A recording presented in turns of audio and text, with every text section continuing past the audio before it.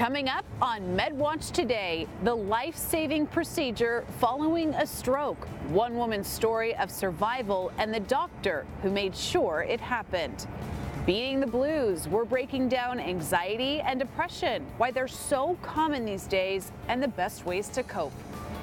Plus, a spiritual support team with a true passion for people, the couple who's lending their time and ears to those in need at Terry's house.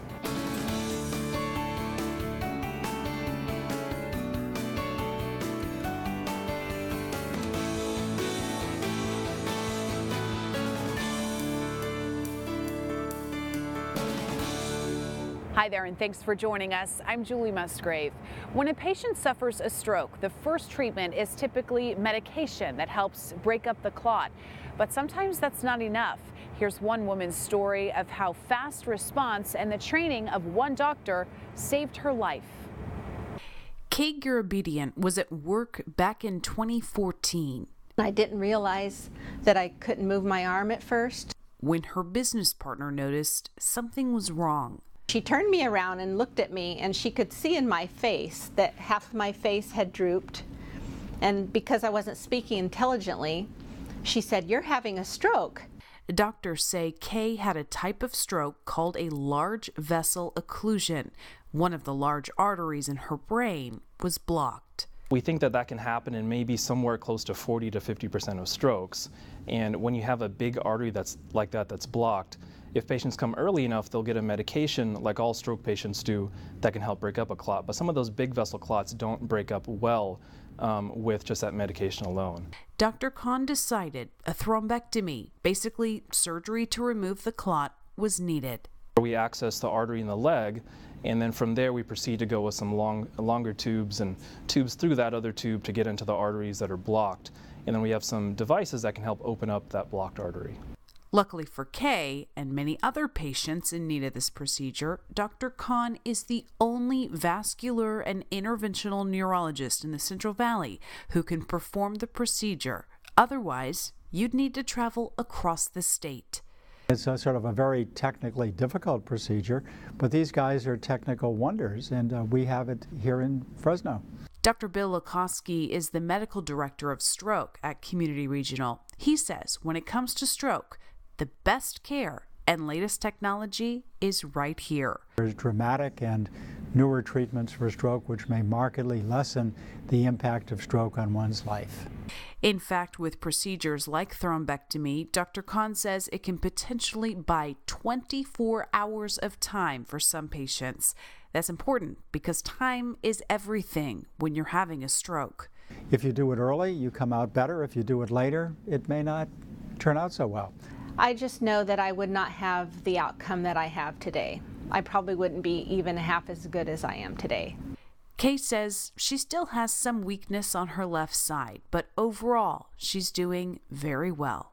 My outcome is putting me in life where I'm meant to be. I'm retired. I have more time to spend on the things that I never had time to do in my overscheduled, overstressed life before. And every year since her stroke is a reminder of the gift she's been given. One of the things I do is send Dr. Khan a birthday card for my birthday every year. And I do that to remind him that I'm having another birthday and that it's all thanks to him. And interesting to note, U.S. News and World Report recently recognized Community Regional on its Hospital Honor Roll for stroke care, specifically for meeting American Heart Association standards for timely treatment, types of care, and follow-ups. Anxiety and depression are the two most common mental health disorders today and can sometimes be hard to recognize without help. Dr. Jasmine Singh with Community Regional Medical Center has more on these disorders and good advice for how to cope. Many patients who have depression also have anxiety with their depression. They could be complaining of having no energy, but then suddenly having a lot of energy and having panic attacks. So in those situations, depression and anxiety coexist together. Symptoms are a little different for both. Anxiety, feeling restless, feeling irritable, having trouble sleeping, palpitations, having panic attacks are also an aspect of anxiety. They can have episodes of where they just feel something really bad is going to happen. They just feel like, you know, it's just doom comes over them. For depression, it's a little bit different. Depression, people have very, very low energy, a lot of fatigue, so much so that doing basic things to take care of themselves become a huge problem, like taking a shower, eating a meal, getting up and going to work, or getting up and going to school. And they feel worthless, they feel hopeless, helpless, and their self-esteem is just very, very low. There's this thing called somatization, meaning our depression manifests as physical symptoms. Headaches that don't go away, stomach pains that don't go away, or any body pains that just don't go away may be a manifestation of depression. So the reason it's so important to pay attention to depression symptoms specifically is because if someone has a chronic medical illness like diabetes, COPD, and they also have depression, they are 50% more likely to die due to any cause, all-cause mortality. So that means if they have depression and an illness, the depression means you're 50% more likely to die of anything. So it's really important to target the depression too, not just the medical part of your illness. Avoiding discussing these issues is only going to make them worse, but if you talk about them and you see your doctor and you find out what's best for you, you can live your life so much better. And who doesn't want to live their life better?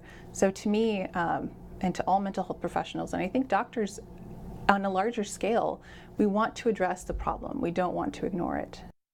Coming up on Medwatch today, patients with kidney stones are becoming more common and younger. A look at some of the latest statistics. Plus, a legacy lives on. Our healthcare hero started with community medical centers back in the 50s, yet the impact his name makes continues to grow.